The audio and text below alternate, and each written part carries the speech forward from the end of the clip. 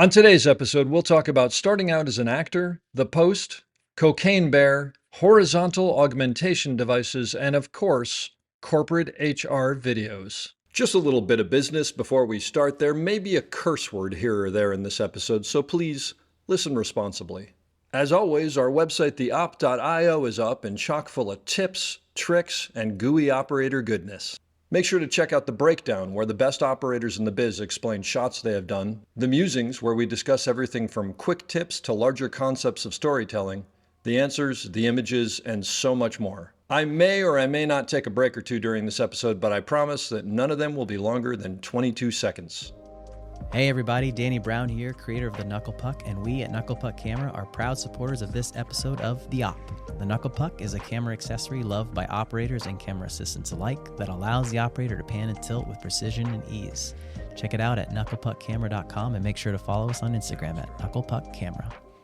Finally, if you are enjoying the podcast, please follow us, write a review, share us with your parents, and talk us up around the water cooler with your friends. So grab a beverage, sit back, and enjoy The Op. Thanks for listening. Live it up, nice and quiet, and let's roll. Rolling. Victor 30 Echo, take 2. Hey, Mark. Hey, Mark. And camera set. And action. Hello and welcome back to The Op, the podcast where we talk about operating and the art of visual storytelling. My name is Dave Kamaides, and I am very excited to be here today on the road, actually, at the home of John Buzz Moyer, a friend and excellent A-camera Steadicam operator. Some of John's credits, I just called you John, some of Buzz's credits. That's good. It's weird to call him John. Yeah. Some of Buzz's credits, but not all of them because they go on for quite some time. The Post was Steven Spielberg. West Side Story was Steven Spielberg, which he won the SOC Operator of the Year award along with Mitch Dubin that year. The Hunt, which he was nominated for the SOC Operator of the Year award. Cocaine Bear, which I could not say Cocaine Bear just because, let's face it, come on, Cocaine Bear.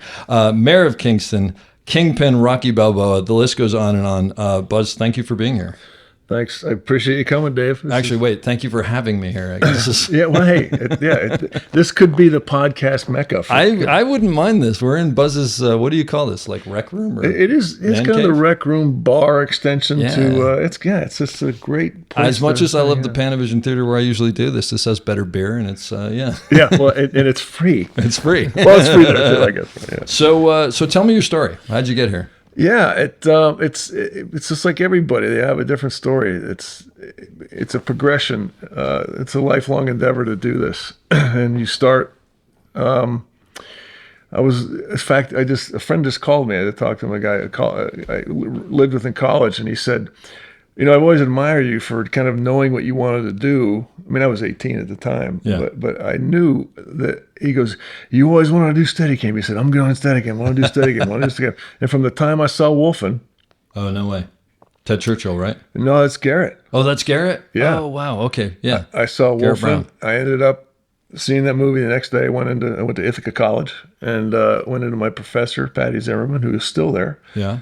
And I said, well, I saw this movie, and the camera was like, it was a dog, and it was gliding over all this rubble and downstairs. And she goes, that's Steadicam. I was like, that's so cool. That's great. That's what I'm going to do. So the day after you saw Wolfen. Yeah. I knew right then. I was in film school. What year was that? That would have been 83 or 4. I saw it. It was because I think the movie came out a couple years earlier because I would go see the movies up at Cornell. They always run horror movies and stuff. But I was totally enamored. I tried to do everything, to learn about that. Yeah.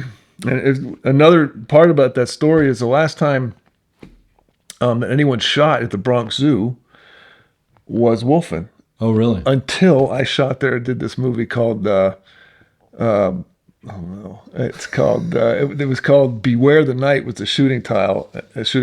Oh, it came out of something else. With Eric Bana was in it, which he's amazing. But I just borrowed an exo vest off of an operator. Specific Steadicam vest. Exactly. Yeah. It was just kind of come out for people to use. And I called Garrett and I said, I am in the Bronx Zoo. where I first saw your work on Wolfen. That's cool. And I'm wearing the new Exo vest, and I love the thing. And it was anyway. So it was kind of like a Yeah. He must have loved getting that. Oh, phone he call. totally did. Yeah, That's he totally great. did. Yeah. So everyone's story is different. I mean, I started off as actually a dancer Really? years Hip-hop? ago. I was did summer stock theater. There was a choreographer here at our school, Yeah. and when I was 10 years old, and he would choreograph for the Kenley Players, which is a group in Ohio who had a theater in Warren, Columbus, Dayton, Flint, Michigan, and I think there might have been one more there. Yeah. But he would choreograph in the summers, and he said, well, I have the kids. So he kind of we did these rehearsals and things for a couple of weeks, and we did Oliver, and Vincent Price played Fagin. Wow. That's you worked So with Vincent Price? I did. That's really cool. And I had to join Equity. So I was a union employee Wow. when I was 10 years old. That's and I was amazing. expected to, Yeah. be a professional. Sure. So the next year, ended up doing Peter Pan. Sandy Duncan was trying to get her chops together because she was going on Broadway. So she just did the summer stock run to get all her stuff back together again. And I did Peter Pan with Sandy Duncan. So early on, I was very much had the experience with working as a professional. Sure. What does that mean? I don't know. But there's a certain requirement of your skill, your ability, your professionalism. Yeah. And you had to know what you're doing Yeah. because you're performing live in front of, at the time, I think it's 1,700 people each show, these smaller venues.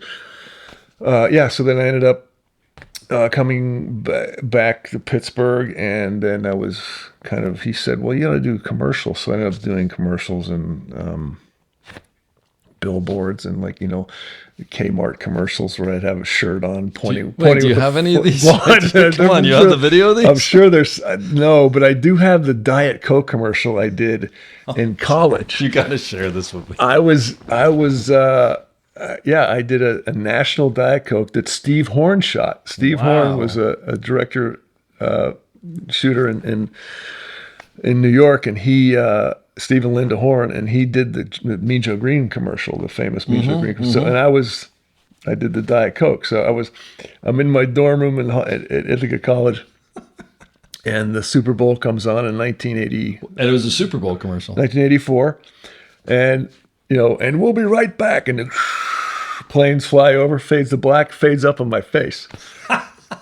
And I'm in the dorm, the common Surrounded room, by everybody, and right? they're like, pointing. Oh, that's him. Then I had to go back to the room, so Mom was calling me. But That's so great. and during that, I was in film school at Ithaca, so I was on set with a real Newark film crew. Yeah. And talked to Steve and saw what a BL camera, an Arri BL camera, and a real film camera, Film cameras, yeah. and dolly grip, and understood the job descriptions, from afar. But were you thinking like this is something I want to be a part of at that point, or you were just sort of learning? I was at that point. I knew I wanted to do, definitely get into film somehow. Yeah, not as an actor. Not as an actor. Yeah. And the thing that really sold me as an actor, because I came back to Pittsburgh, there's a lot of corporate work here. So just to skip ahead, when I did buy the Steadicam, some of the best training I ever could ask for, because I had to start a shot, do a shot, and end a shot. Whereas you're shooting a music video or a walk and talk, you're just basically, pointing the camera and doing, You mean because they were corporates and people were just delivering the information? It's like you're not cutting away to anything. You've got to do the entire piece, and it's all got to work. and they were scripted. Yeah. So a man would come into a room and say, Bill, can we have a discussion? And Bill would be like, sure, Dave, what's up? Hey, listen, come into my office. And I'd have to take him down to the office. Sure. And it'd be like, yeah, listen, were you talking to Sally yesterday? It's like, yeah, I talk to her every day. Well, she was a little uncomfortable, so that kind of thing. So basically, This is like in-house corporate videos, exactly. basically. But I mean, for Buick, for sure. Xerox, all these things. And at the time, because Mr. Rogers was shot here, Oh yeah. and there was a couple actors on the show. One of them was Chuck Aber, Okay. who could do this ear thing. So he would put a wireless bug in his ear, Yeah. have a tape recorder, and read off 3 pages of medical jargon that I had no idea, or he even knew what he was saying. Yeah. And we could, with the Ikegami 79E, which is a great industrial camera, you can put the gels in front of it, balance the overhead lighting, and walk through these labs. And he could walk through the lab and say, at Fisher Scientific, we're working on protocol for blah, blah, So blah, he's blah, like blah. the narrator, basically. Yeah, and he's basically just regurgitating what he had recorded on the script on his tape. Yeah. But we could go on forever. And So you're saying, but it's for you to time it to that, you mean? Is that? he's talking real time. Oh, okay. Wow. But he's just reading the script because he's basically read the script into his little tape recorder. Yep. And he's just, whatever is saying in his ear, he's just talking back. Oh, I see. Because he's listening to it and saying it on camera as he's hearing himself say it in the earpiece. I got you. Exactly. Wow. And then he could stop and say, "Oh, Dr. Fletcher, what are you working on here?" "Well, we're working on a new protocol, blah, blah, blah, blah," and have an interview. And I could be circling and continuing the shot. And then I could, if we wanted to cut or whatever, I could just kind of pan off and they go to bullet points and that sort of thing. Or they could just cut the bullet points. And then he could just turn around, "Well, thanks, doctor," and turn around, hit the button again and start the script. So to have to block an interesting shot was great. Yeah. And it allowed me to understand narrative. Yeah. Not just, okay, we're here for the Steadicam shot, which is, take them from the porch down to the thing and they leave, Yep. So it was a great experience for storytelling. That's great, isn't it? But it's amazing because if you said the industrials taught me how to tell stories, you wouldn't think that, right? Mm-hmm. I mean, but it just goes to show you, it's like, and it's I find this over and over as I talk to people.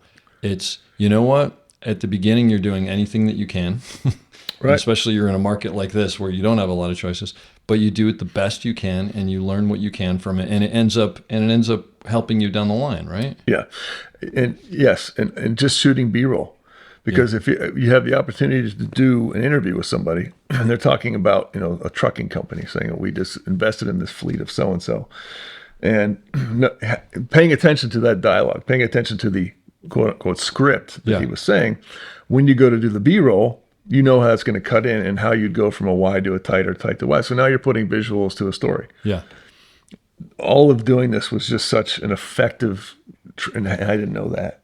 Yeah. That probably helps though, right? You didn't know you were, and then 5 years later, you're like, oh, wait a minute. Yeah, that's right. That makes sense. Yeah. Why am I? Well, now you're choosing why we starting a scene tight when the last shot in the first scene. Yeah. Was tight. So sometimes when you're working with Spielberg, do you go, we did this thing for Fisher Scientific that I did, and he actually stopped and he'd say, "Well, sit down with me, explain it to me. Tell me about this." Yeah. Yeah. So just to continue, and basically, I worked here in Pittsburgh as a grip, as an electrician, just to get work, because when films would come to Pittsburgh, they would always bring everybody in, so I couldn't get on the camera department, for the most part. Yeah. Early on. Until the TV movies would come in, then they could say, "Well, we need a second or something." So I'd get on a second, meet the first, and which then led me to other jobs. One in particular, Jeff Tefano came in, and I was seconding for Jeff, and then Jeff ended up doing Mr. and Mrs. Bridge. Okay. With Paul Newman and Joanne. Yeah. So it's like, okay, so that was here? No, that was down in Kansas City. Oh, okay. The Merchant Ivory thing that suddenly you're working with Paul Newman. Yeah. And then that also ups your level of, okay, this is right. I think I could do this. How old were you? I was 25 or 6 at the time. And do you remember was that like the first time you're like, I'm like working on a real movie with real movie stars and this is it. Yeah. Yeah, that's right. Yeah. And then I saw the possibility. I saw the future. So you seconded on that, you said? I seconded, yeah. Okay. Yeah. Yeah. And then I think it was a week or two that I went down and to do that. But then coming back here, just to keep working, I actually started shooting a lot of things, just corporate videos. Yeah. And then I did a job in Los Angeles as a grip, and that job ended up going union, so my rate increased. I was the best boy grip on that job. There's a movie called Mom and Dad Save the World, Fantastic. Yeah. So I think John Lovett's first feature out of Saturday Night Live. Okay. Shot at Santa Clarita Studios. There's only one person selling used Steadicams back then, a fellow named Derek Whitehouse. Derek Whitehouse. Yep. Derek Whitehouse used to have but it was like used everything. Yeah. Right? Yeah. It was all like the surplus. Right. He had all the CP things. Yep. Yeah. CP16s, all these. Yeah. And I don't even remember how because this was pre-internet. Was there a list that went around or something? Or did you call him and say, do you have Steadicams or what? Back in the day, the American Cinematographer magazine would have the back and the back. And he had a full-page ad of stuff that he was selling. Yeah. Or just a couple popped in there. Yeah. And the Steadicam newsletter. Okay, yeah. I still have the Steadicam newsletter the in paper print one that would come out. that has my Steadicam that I bought. Wow. Who'd you buy it from? I bought it from Derek Whitehouse. Oh, but I mean, do you know whose it was before you? I don't know that. Okay. Yeah, I don't know. But it was a Model 2. Model 2, so like the second generation of the Steadicam, but still a 3-inch screen. Yes, that's right. So I bought that, and I came back to Pittsburgh, and that's when I started to do the corporate videos. Yeah. And I started shooting or operating for this local director, cameraman who had a BL. Area film camera. Area film camera. And with the BL, the film moves from one side to the other. Yep. So it would mess with your trim. So doing longer takes, I kind of learned to feel level with my hand. Obviously, I'd pay attention to the bubble, but I could tell when there was more pressure. And I would learn to, pardon the clock, I would learn to I could feel it on my pinky, and I would switch the pinky to the other side of the gimbal. Gotcha. So you're saying, but because for people who don't know film, because actually a lot of people who listen to this probably don't know. Right. The film on the magazine started on the left? Started on the right side. Right side. It went through the camera, and then it took up on the left. So as you're doing a long shot, more than say probably a minute, I guess. Your weight actually changed. I remember that. Like you sort of guess how long it was, and then I don't know what you did, but I would sort of set the trims what I thought was the middle. Of the shot. You preset so it. You sort of have to like goose it on one side and then slowly goose it on the other to keep level. That's right. Yep. And when you goosed it, you could feel how much pressure that was. Yeah. And your pinky would learn that. Yeah. That's interesting. I didn't think that's yet another thing that's been lost in the transfer to video is like newer operators wouldn't understand whatever that taught us. I don't know. But right. I think you're right. It was like an inherent understanding of the weight and how it affected level. And I also think, 30 some years later that I still, because I currently do not use a wave or a volt. So the horizontal augmentation devices. Horizontal augmentation devices, which I'm right there with you. I don't like them. Buzz and I have spent a lot of time talking about this. We have indeed. I find that it was not helping. It was more of a deficit to me. And certainly that's not true for everybody. Because it confused your instincts, essentially? It did. And it also took one point out of my circle. When I talk about circle, I'm getting ahead of myself here, but headroom, framing, wear and frame, boom height. The things you think level. About when you're operating. Yeah, just the things that always would go through my head, that circle. Yeah. And when I missed it, I was like, wait, where's the level part? And I was like, oh, it is level. Okay, what am I looking for now? Where do I go next? I become distracted. It's like, wait a minute. Oh, that's so funny. But it's old dog's new tricks, right? Yeah. Like, and if it isn't broken, don't fix it. Yeah. It's funny because you and I have talked about that. Is like I've also tried both of the, what did you call them? Horizon augmentation devices. Yes. Which is a very nice way of putting it. Yeah. And I find them to be very frustrating as well. Yeah. But who knows? Maybe like the next generation will go, I don't know how I could do this without it. So and we'll see. The bigger thing for me is I find that when I see those shots, and we're getting into a whole Steadicam sideline, which I should pull away from in a second, but just to put it out there and see if you feel the same way. I look at those shots and there's just they're like missing some humanity or something because they're so level. Yeah, it's interesting you say that because there's a DP that I worked with, again, getting ahead of ourselves, and I'll certainly go back, but I did Cocaine Bear with him, which you mentioned, and I recently did 2 jobs with him. I did Cocaine Bear, and I used a horizon augmentation device, and then the next job I didn't use it. I went back to my original old school doing your job, yeah. And he said, "What happened? Your operating got so much better." Really? On the second one? Yeah. Yeah. He said, he goes, yeah, there's something about it. It lost its humanity. It lost its, I totally think so. whatever it is that you do, that you put into it, it's gone. And it's weird because it shouldn't be that way, but it is. Yeah. And I don't know, I don't understand it totally, but it's like too perfect almost. Anyway, Yeah. that's a whole nother story.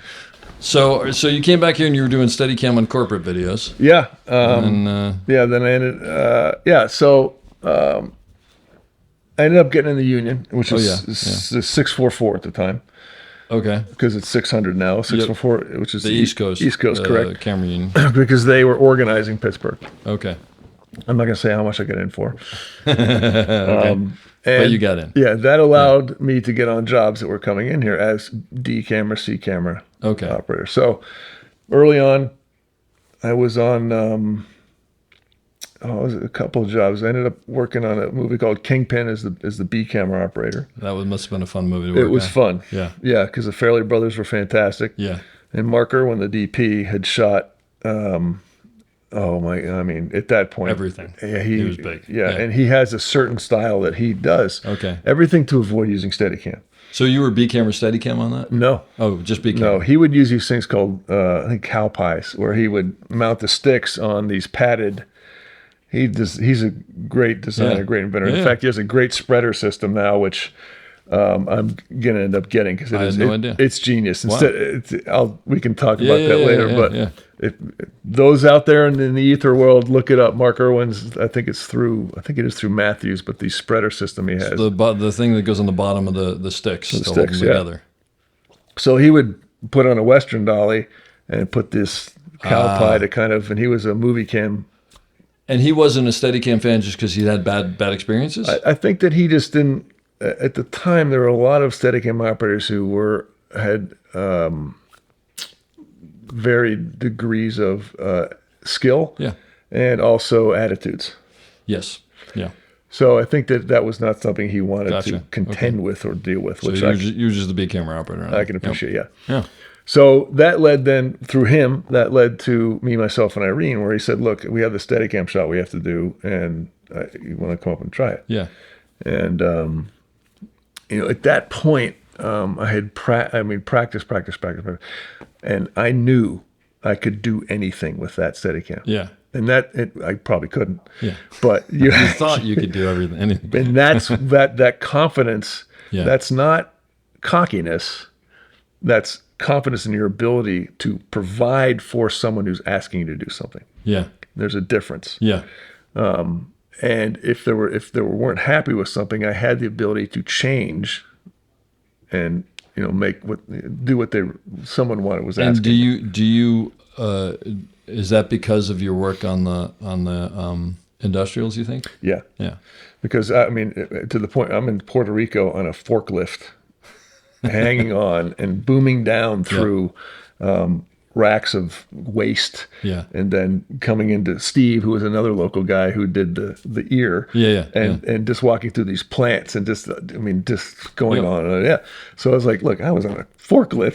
I'm just in the woods. You guys have a crane? Jim Carrey. This is great. It's like, yeah. What the heck? Yeah. So, and I was surprised because I could. These shots were not just acceptable. I was happy. Yeah. And I think anyone watching them would say, okay. Yeah. And was he happy with it? Yeah. He actually would come over and say, "You are not very shaky." And that's from him. Huge. Yeah. Yeah. But the real, for me was that he would keep hiring me to do B camera and Steadicam. That's great. So as a confidence builder, that was feature-wise, that was great. And then Glenn being here doing multiple commercials with that BL, and him trusting me, and having someone have your back, having someone trusting you, and also someone who is offering suggestions without. There's a way to offer suggestions. Yeah. Saying, I liked what you did there, but maybe we should try this. Yeah. Not shutting you down, but going, what are you thinking? Another way. So to have that, feel safe. Yeah. And do you think that allows you to experiment and to try things differently since you're in that environment, as opposed to constantly being afraid of? Yeah, and I think that's a tough term, Dave. Differently. I think it's interpretation, and if you as an operator are dialed into the script, dialed into the actors who are portraying that person in the script, having a pause, and this gets in the nuance of things, deeper the 401, 501 kind of stuff of it, but having someone have a conversation about after a take and saying like, man, I liked it. Okay, I liked what you did there. I didn't think about that. Yeah. So I think it's how having someone trust your interpretation of what the scene is or whatever, or a shot, which is, going through, you go like a long walk and talk or something. One of the best compliments I ever had was the director. A director said, I love the way you see this film. That's great. That tells you everything you want right there. Right. No, it really does because yeah, it's basically, it's giving you ownership of what you're putting into it. Right. Which is fantastic. Yeah. So I guess to answer your question, to have that support, have a collaboration, a collaborative discussion, and being allowed to experiment, to have my way of thinking. Well, I think that's one thing that I think is the hardest thing for people who are starting out, and I know it was for me, because I don't know about you, but when I was starting out, it was just, okay, what do you want? And I'm going to do that. Like, I just want to make you happy, Yeah. And then as you start to get confidence and you're with people who will allow you to do it, obviously, you start to go, I'm going to go a little later. I'm not going to tell anybody other than the assistant, but I'm just going to go a little later here, or with the dolly grip, like, hey, let's hold back a little bit. And whatever. Exactly. And then you start putting your nuances on it and telling the story your way. And then hopefully you get to that point where the director comes up and says, exactly that. Right. Yeah, that's right. Yeah. Yes, and it takes a while to.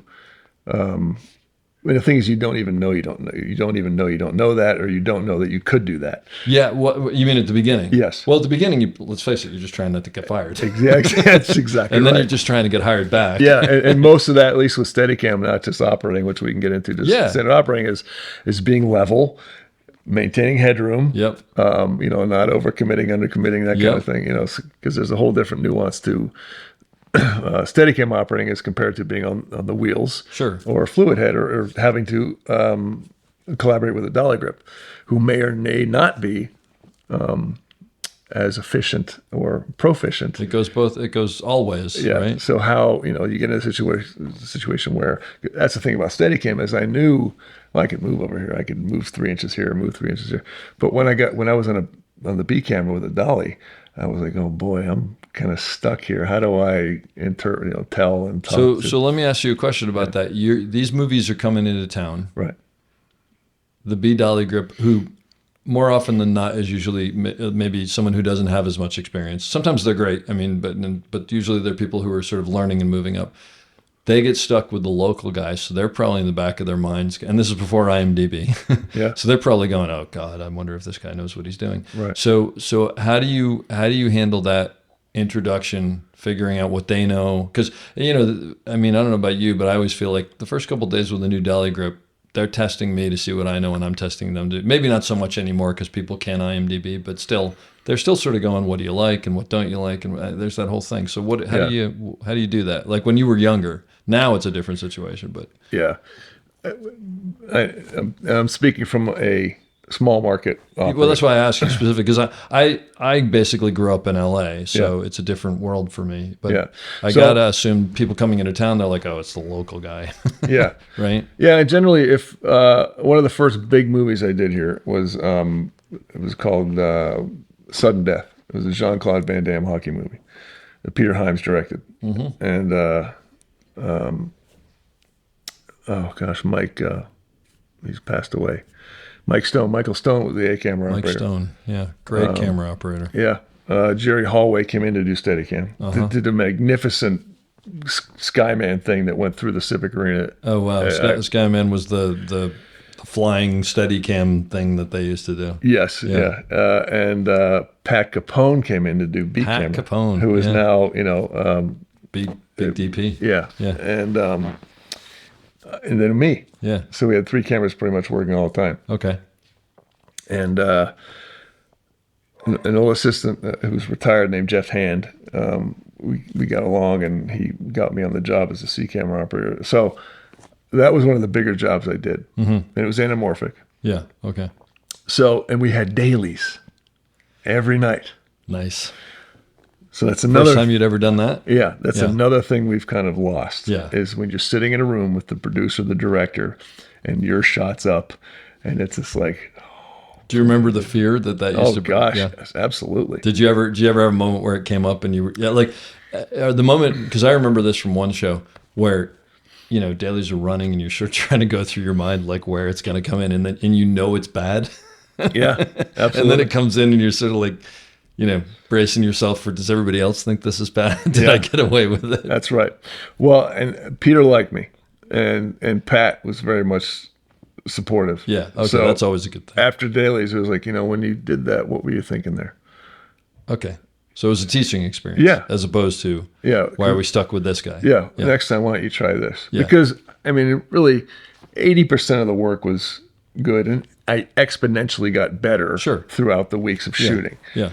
And I had dolly grips on that we were on ice with dollies and things like that. Wow. So, yeah. And because I didn't have the experience to know how to really talk to a dolly grip, I was learning that as well. Yep.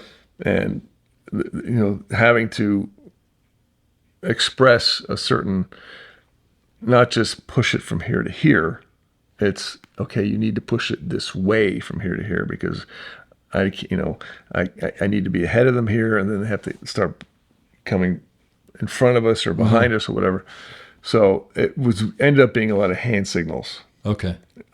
Because that dolly grip was not kind of up to speed or sophisticated with and in a situation like that, do you go to Pat or Michael, who are on an A and B, and say, hey, you have any suggestions of how I can work this? Or do you sort of tough it out yourself because you don't want to? Yeah, I didn't. I mean, because I felt it was not their. Yeah. You know, they had their own issues, their own problems. Fair enough. And I think today, as an A-camera operator, I would certainly love it if someone came up to me and says, look, I'm having a hard time with this dolly grip. How can I do this? But back then, it was kind of a different. I think things have changed a little bit. Yeah. Yeah. There's not that those two guys wouldn't, by the way, because they're correct. actually That's two right. wonderful guys. Exactly. But there was a mentality of like, well, I figured it out. You figure it out. That's right. And I think that's changed a little bit. Yeah. Yeah. So, and that was a great learning experience, you know, and also shooting anamorphic with, you know, the different headroom options and, you know, a lot of action, you know, shooting fights and not overpanning for the fight, allowing the frame to be played, and then also knowing when my shot was going to be used. Talk to me about that. Okay. So as a B camera and C camera operator, it is very important, vitally important to know why and when your shot is going to be used.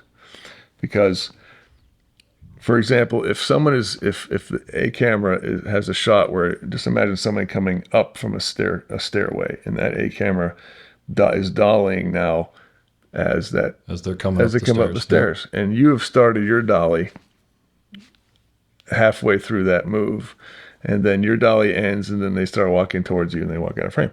Well, you've wasted your dolly move because it's already been. They're not going to cut to that shot. Yeah. So know when that edit's going to happen. Even to the point where if you're comfortable as a B camera or C camera operator, you know, you could go to the A camera first and then say, look, you know, I'm confused about when it's going to happen, or when my shot starts, basically. Or ask the director. And you know, hopefully the director's, you know, on board with that and saying, like, you know, I'm just concerned that the shot we have for me is going to be wasted. So should I wait? Should I not wait? What would you say? Yeah. And that's how you would pose it to them. Totally. Yeah. And I think if you always start a conversation with the director saying, I'm having difficulty understanding, or I'm concerned that something will be lost for your cut, or if you approach it that way, then it puts it on them to make the decision. Yep. And that also builds collaboration. Yeah. Because then the director will say, "Oh, they get it." Yes, like they're talking my language and they're thinking of. I think the other thing it shows is that they're thinking about it, right? Yeah. This is someone who's like here to play. The other thing that I usually find is, as opposed to going, when do you want me to start my move? Right. Because they've got 12 million things on their, like you said, it's hey, I just want to make sure that I'm doing what you're going to need here in the edit. Do you think I should start my move when he comes up the stairs, or would it be better for me to wait? And usually, like we all do, I'm going to throw emphasis on the part that I think is right. Right, exactly. And they probably know that. Right. But at least what it does is it, instead of making them go, oh, now I got to think about this, it gives them an A or a B, and they can go, no, that's it. Or they'll say something else. But at least you're sort of doing some of their work for them there, Sure. because they've got 14 other things going on. Right. And they may get help from the script supervisor. Yeah, absolutely. Also saying, they're going too soon, or when I don't think you can use that shot or whatever. Yeah. But if you obviously didn't learn that working on movies, because you were just starting on movies here. Did you learn that watching movies, or where did you come up with that information? Like, how did you figure that out? I think that was years later, but because again, as being a young B or C camera operator, it's like you didn't even know to ask that question. Yes. Okay, I got you. Yeah. So you're kind of thrown out there. If I'd known what I know now. Okay, I got you. So in other words, it's more about you did the move, and then Pat comes up to you after dailies and goes, "You see how you started too early? So we're never going to use that shot." So then you learn it from there. That's right. Yeah. Or in screen direction things, like you start the move, and then you realize that look is the wrong. They cut from the A cameras looking left, and they cut the ear and they're looking right because you died too soon. And those are it's. One of the things. Do you remember it as being overwhelming? Oh, absolutely. Yeah. Yeah, when the A camera operator said, "I'm going to use the fluid head on this, you take the wheels." That was my next question. Yeah, was you being out here? I'm sure you didn't see wheels that often. No, not at all. So did you just practice every chance you had on the truck, or what? Like, what did you do? I think that I just kind of, again, because of the Steadicam. Steadicam is a very tactile thing. Yeah, and so are the wheels. So I learned early what up and down and right and left was. Okay. But how to do that was the hard part. So how'd you just trial and error? Yeah. Yeah. Yeah. And then, if you ask me now, I can give you all of the nuance of what you should do with. Yeah. But back then, I was late or I was early on a pan or a tilter. I'd blow the headroom because I didn't go fast enough. Yep. But I found the wheels to be absolutely fantastic. Yeah. With dolly grips that would, come out of the gates too fast. Yeah. Or stop too fast or boom up too fast. Yeah. Because being on the wheels versus a fluid head, you wouldn't have that jolt or whatever. You can control it much better. Right. Yeah. Yeah. So learning, learning all these things, being here, and just getting into it, and then really focusing on what I did wrong with the dailies, and seeing how I could fix it. Because every night you could watch the work, where nowadays you don't have that. It's such a complete loss that dailies don't exist anymore. Yeah. And it's weird. It's so weird that I say that, because the reality is, like, after a 12-hour day, the last thing I really want to do is go somewhere and sit in a dark room with a bunch of people for an hour. Right. But it was so invaluable at the same time. And now I don't know about you, but I don't even watch dailies that much anymore, because the system just is so clunky online and never works well. And I don't know. It's just, if anything, I actually will watch the B camera operators' dailies more than mine, just to make sure that, like, there's nothing I need to be aware of or something like that. But, it is frustrating. And I was going to ask you a question. So they come into town. Yeah. You didn't know these guys before they came into town. Most of them, anyway. So they come into town. They hire you. Your first day on set, do you ask them about what do you like for headroom? Or do you just watch them? Or? So I cheated on that job because I started as the crane grip. Okay. So I was moving cameras. I was the Titan crane, which is the giant crane. Yeah. We had another crane on top of that crane. Wow. So I would control the big crane, and I'd done a couple jobs as a dolly grip. So I just understanding positional things and why you're pushing the dolly, when, how fast, how so learning moving the camera, pushing a dolly was invaluable. Yeah. As well as at the same time, because I had already done 2 years of doing corporate videos with a Steadicam. So when it became, I remember the first shot I did on that job, it was on a dolly. As a camera operator. And the Penguin was running down this ramp. Yeah. And, running fast and there's knocking people over and things. And the penguin meaning the mascot. The mascot. And Okay. I believe Jean-Claude Van Damme was in the penguin. Okay, gotcha. And Mike Stone was in the dolly in front of me with the fluid head. Mm-hmm. I had the geared head. And the shot happened, and the shot was over. He goes, "Well, how'd you do?" And I said, "Yeah, great." I mean, I had no idea what I saw.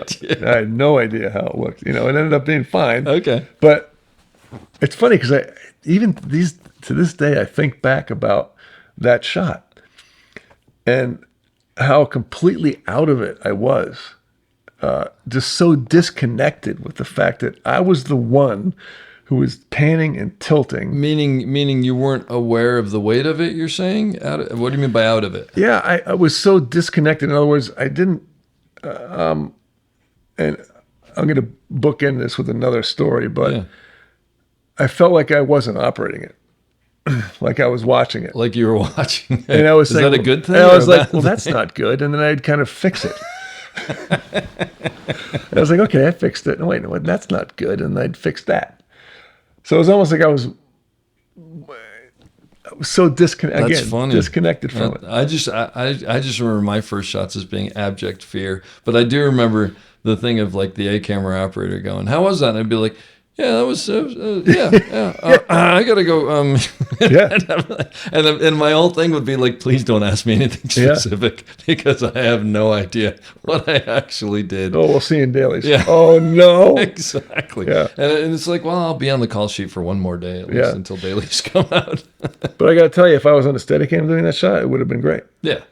But I was so... Because that's your comfort zone. Yeah. Well, the other thing in fairness was, and it's still sort of the same way, but now I don't know about you, but now it's like like there are 6 people on the job now who go, "Oh, I got a Steadicam." I'm like, that's right. Okay. But back then, it was no one could tell you what to do really because like they didn't understand it and it was this mystical thing and you hid behind that, I think, right? A little bit. Yeah. It's like, I mean, they could tell you what to do of like follow this or give me some more headroom or whatever, but they had no idea how it worked. And I think, I mean, that definitely saved me a lot because it was like, well, he's not very good on the wheels, but he can do the Steadicams. Yeah. He'll get there. That's right. Yeah. And I think, not to change the subject, but DPs are having that same problem these days, is that back in the day with film, the DP would walk out with his box with a white knob on it and point it to things and walk around and be like, putting his hand over the thing. For those who don't know, that's called a light meter. Light meter. And he would then walk over to the camera assistant and he would say, 5.6. Yep. And then the only people that knew what that would look like would be the DP, the gaffer, and the colorist, effectively. Mm-hmm. So 3 people, because some person would this magazine would show up on top, and then someone would take the film out and put it in a can that would go to a laboratory, and it would show magic next day. Which for you and I, for early days, we're looking at a 3-inch green screen on the Steadicam, and you're doing these shots, and you're just hoping that the headroom and the horizon and the grip didn't get the flag and the light, and then you look at it in dailies, it's this full color thing, and you're like, this is absolutely amazing. This is bonkers. Yeah. But, not to mention, by the way, that you hope that the green screen turned on first. Yeah, absolutely. Because it didn't always turn on. Oh, right. My first union job I was on, it was called Lorenzo's Oil, and John Seal was shooting it, and George Miller was director. Uh-huh. And I was when I did the shot pushing on Susan Sarandon, and I had my Model 1 there, and they had to get a BL. There were only 3 lightweight cameras available. Because you couldn't put most of those cameras on there. So I showed up and, about to rehearse this thing. I turned it on and went, I was like, oh, you gotta be kidding me. And I whacked the bottom of the thing and he comes back on. Okay, great. I remember smacking the side of my rig so often. And I remember there was one director who went, "Are you supposed to be doing that?" And I looked at him and I was like, there's no other way it works. Yeah. And then I remember thinking like, this has got to look ridiculous. I mean, because it's what we did all the time. Actually, my big thing was there was right under the monitor, there was this there was a card that went in there, and it had 2 screws because you could pull it out for some reason. I don't remember why, but it would get loose, so I would jiggle it all the time, and I think I had tape all over it. But I do remember, like, you'd turn on that. There were 2 switches. There was that switch that heated up the thing. That's right. And then there was the second switch that turned it on, and you'd heat it up. That wasn't anything because you didn't hear anything. And then you turn it on, and you sort of close your eyes a little bit and hope that it didn't spark and kill you. And then when it didn't, you were like, did it turn on? You're like, okay, we're okay. Yeah, that's right. I miss those days in a weird way. I know. No DAs, like night, because the ground glass would go for, whatever it was, 70-30 or 60-40, whatever. Yeah. And at night, you couldn't see. I mean, you may have a practical or a street light that gauge your headroom off of somebody. No. It was a totally different world. But I know what you mean about DPs, because now it's like the producer can look at the monitor and go, no, this is good. Let's just go. This looks fine. Right. Whereas in the past they could never do that, because they could go, we got to go, and you go, okay, well, you're not going to have any image. I got to finish lighting this. Sure. Or a director's assistant can walk in with coffee and say, oh, that looks very green. Yeah. That's green. What's green? Yeah. What's green? What's green? What's green? I did a job. Green, I think the last film job that I did, it drove me nuts because we had high definition taps. Yeah. And not the old standard definition taps. So the picture looked absolutely beautiful, but it was the picture through the film camera. Right. It was not what it looked like. So I constantly had, like, hair, well, not hair, but makeup coming up and going, why is it so dark? That's not the image. Right. And I kept saying, why can't these be crappy old taps? Because then everybody would know that this isn't what it looks like. And it's it goes to what we were talking about, is like, I think there's this concept of everybody's used to seeing what it's going to finally be. Right. And then when you mess with that, they lose their minds. Yeah. So how long did you do B, C, D, or whatever before you started doing A camera, and what was that like? What was that jump like? Yeah, I'd done quite a few jobs as B camera Steadicam, and mostly features. Yeah, I did, because that's all that came into town. Probably. Yeah, well, I travel. I mean, I did quite a few jobs out of town as B camera Steadicam. Wait, let me back up and ask you one thing that I didn't ask you, because we're still on B camera. Yeah. When you're B camera, how do you interact with the A? When you were the B camera operator, how did you interact with the A camera operator? What did you feel like your responsibility to them was? And as an A camera operator, what do you feel that the responsibility of the B camera operator to you is, as far as communication, as far as any of that stuff? Here was the advantage that I had as a Steadicam operator, because I was the A camera operator when the Steadicam came out. Because I was the only camera working. That's okay. So you get moments of being an A camera operator. Yes. And you had to learn, and I would watch the A camera operator, how they dealt with the actors or something. And I could, if you read the room and see that they're kind of not talking not the right way, or how they like to be talked, you learn a lot through that. Yeah. You learn how not to do it. Actually, I think that goes for the whole industry, right? Yes. I find that I've learned much more by watching people fail. Yeah, that's correct. than watching people succeed. Right. Yeah. And then for some reason, an actor would connect with you, so we should do a Steadicam, and I was like, all right, yeah, sure. Yeah. So, as we all know, knowing the equipment is 15-20% of the job. Yeah. The rest of it is the interaction. Absolutely. And how you interact with people, and why you interact in the way that you do. Because you learn how to speak to the director, producer, actors. And you learn the egos. You learn, and that's the lifelong endeavor of an operator. Yeah. Is figuring out those. Well, the thing that I find is it's absolutely different on every job, right? Yes. And the other thing that I find is that I'll work with the same people, and they'll be different on a different job. Not entirely, but because of who they're working for. That's they'll right. adjust, and suddenly I'm like, oh, that's not working anymore. So now we got to do this. That's right. And that's reading the room. Yeah. And that's what separates your continued work through not working. Working with Spielberg, you're a certain way. Yeah. Working with a comic set, you're a certain way. Yeah. You learn how to be you in all those different ways. Sure.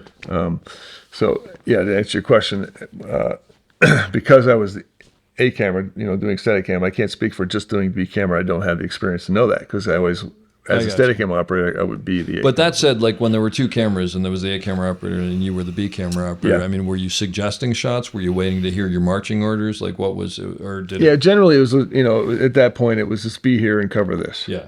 And You'd always be hanging out on set listening and... For the most part, yeah. Unless I felt that I was in the way. Yeah, sure. Which you can be. Because Absolutely. sometimes you're like, hey, hey, Spike, hey, Spike, where's my shot, Spike? It's like, shut up. Go out to the truck right now. Yeah. And that you can't do that. Yeah. You want to be available, but not be persistent. Yep. Which is a fine line because it's weird. Yeah. And I remember there was a thing of I always felt like if I wasn't sort of offering something up, it was like, well, what am I doing here? But then there was a part of me that was like, well, what I'm doing here is not offering stuff up. Right. And so it's like, what was that Kenny Rogers song? You got to know when to hold them, when to fold them. Yeah. Oh, that's The Gambler. Yeah. And also you have to know who to ask. Yes. Are you asking the DP? Or are you asking the director? And would that change? Absolutely. Yeah. Yeah, like on with Steven, I'd be watching the setup and whatever. He'd be blocking, with Mitch with the A camera, Mitch Dubin, and he'd be kind of Steven would walk around, and I'd say, and he'd be in his own mind thinking about things and cuts, and I'd say, Steven, excuse me, could you use a medium shot here? And he'd be like, oh my gosh, yes, thank you, thanks. Yeah. But it takes a long time to get to that point. I would imagine you didn't do that on the first day. I did not. But actually, to that point, the way you just said that, I'm assuming that that's a very specifically worded Yes. way to offer it. Yeah, it's short, concise, and it's a yes or no. Yeah. No, I'm good, thanks. And it's also not saying, I think you need this. Yeah, It's earnestly asking because I don't know what's in your head, right? exactly. Yeah. It'd be great if we no. Yeah. I was thinking if we no. No. They don't want to know what you're thinking. Right. They want to know what you can do to help the situation. Could you use a shot here? Yeah. Could you use this shot? Yes. I could. No, Yeah. I'm okay. So in that situation, this is jumping ahead, but so Mitch Dubin's the A camera operator. You've got Janusz who's the DP on both of those things, right? Yeah. So then do you commit to that, or then do you go to Mitch and go, hey, Steven was thinking we could use this. Is this going to be okay with you? Or I mean, obviously you've probably thought about this ahead of time as far as you're not messing with Janusz's lighting and things like that. Yeah, because Janusz lights 900 degrees. Okay, I didn't know that. Yeah, All right, so that's not a problem. Yeah, and effectively, I know the shot started, and I know that again, it takes years to get to this point, and knowing if I would cause a problem, if I knew that Janusz had an issue, or if there was a 12 by or something behind that shot, it would be like, I'm not even going to offer this. So I guess that's what I'm getting at. So you've pre-thought those things before you even bring that up. Right. Yeah. Yeah, and that goes to paying attention, being aware, knowing the script, knowing a cut that could be used, and saving a shot, because if he needs that shot, and Mitch has to go over and do it, now you've wasted 20 more minutes. You just made their day even longer. So I've effectively saved them 20 minutes if they can use that shot. That's an excellent point. And I think for B camera operators, it's one of those things of like you sort of think, okay, is there something that can be used? Is this going to be a problem for the A camera operator? Is it going to be a problem for is it going to be a problem for lighting? Is it potentially going to be a problem for a sound, as far as like Mitch is doing a 20 millimeter and you're pitching 180 millimeter? And then if all those are good, then you can offer it up and say, is this something that has value? And then you're off to the races. Exactly. Yeah. Yeah. But, and to ask you a question about Mitch, I did 2 movies with him before. So those people don't know him because I haven't had him on the show yet because he's out of town right now. Yeah. Mitch Dubin is a phenomenal A camera operator. Has been around forever and has been Spielberg's operator since Saving Private Ryan. 18 movies. Yeah, a number. Yeah. Yeah. Yeah. And I met him on the Avengers, the first Avengers. Okay. And just by being nice, very important. Be nice, be cordial, be likable. You're standing with somebody for 12 hours a day. That's a good place to start. That's exactly right. Yeah. Yep. And someone wasn't available for a job. He calls me. He said, do you want to do this job? And it was, you do Steadicam, right? I was like, yeah, I do. So I ended up doing the job with him, and then that led to, So, and as far as not only learning through the years, but building relationships. Yeah. And those relationships will always. I've gotten jobs from key grips, production designers, set dressers. So if you are, the way I like to say it is a camera operator, you're kind of an umbrella for the crew. Mm-hmm. You want to protect them. And that means providing as much information as you can to the crew, mm-hmm. which also allows them to be part of the process. Yeah. So set dresser, we're blocking a scene or something, and DP's like, "Get this dresser out of here." Meanwhile, this dresser has 400 novels in it, and it weighs 6,000 pounds. And you look at the set dresser and say, "Yeah, give him the discipline." As his head is shooting off of his body. Exactly. Yeah, you give him a nod of like, "Hang on a second." Yeah. And then you have those. That's something in your back pocket. Yeah. And then thanking them at the end of the day, being, thanks. I'm so glad you looked at it. I saw that stinger over there, and I was worried about that stinger, and you picked it up. Well, it's my job. It's your job, but thank you. Yeah. I appreciate you being aware. I think that goes a long, long way. And, the other thing, my dolly grip Steve will do this to me all the time and be like, "You know what, Steve, I'm really sorry, but this dolly track's got to be right up against that tree. And I wish I could bring it over 6 inches, but you're going to have to level it up all this way and whatever." And you look at me and go, "Dave, that's my job. Yeah. Don't worry about it." And but I think that letting them know that, look, I don't want anybody to do more work than they have to, because I have no problem with doing hard work. That's what this job is about. I just have a problem with doing hard work when you don't have to do hard work. I'd rather save it for the good stuff, Exactly. And it's just, but sometimes you realize that, unfortunately, that dresser's got to be moved because there's no way around it. But I think if you've done the whole show where you've gone, "Hang on a second, I think we can actually do this around the dresser," then they know that if you need to move the dresser, it's because it has to move, as opposed to doing busy work. And it takes time to kind of learn that. But I've always, and coming from the grip department and knowing what was asked of me, or okay, we're looking this way.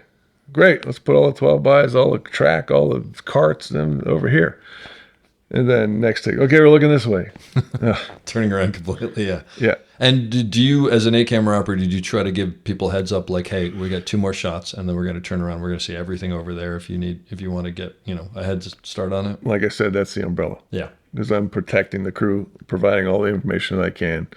As soon as I know something, I'll let a department head know. Yeah. If I see the key grip, all the guys are, the crew is putting things over there, and it's just like, let's not do that because we're going to end up being over here. So yeah, the more information you can provide, then,